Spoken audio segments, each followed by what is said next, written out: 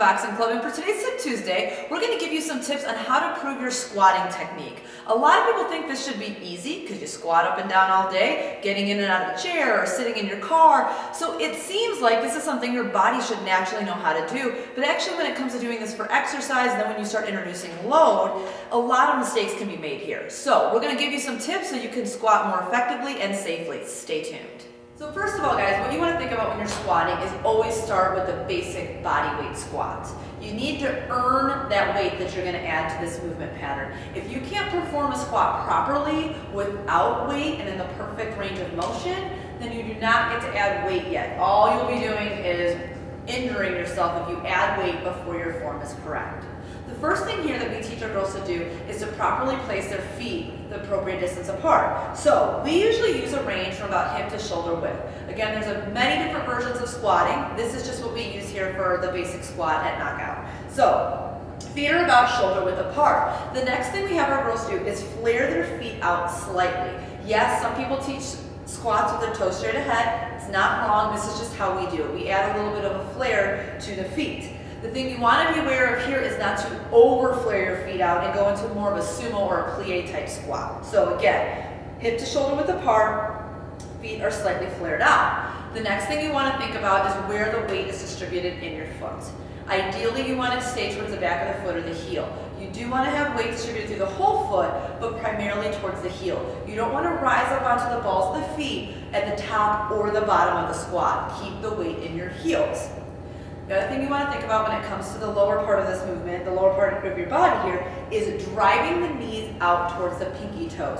You don't want those knees to come forward as you descend. You want them to track out towards the pinky toe.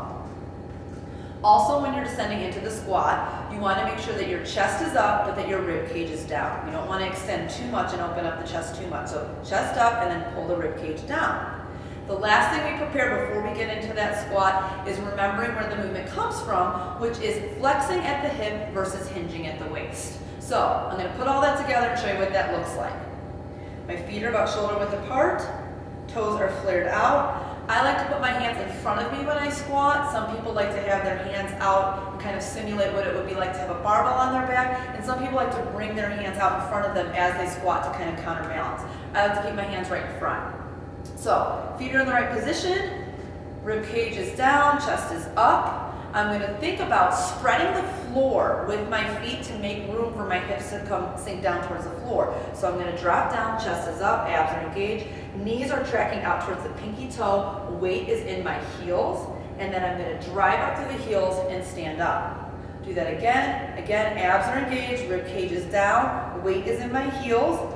Think about spreading that floor apart, let the hips sink down between the knees, push up through the heels. I'll do that from the side so you can see it from the side. Get my feet in the right position, chest is up, rib cage is down, drive the knees out, sink down so that my hips are coming just below the knees, and then push back up to standing.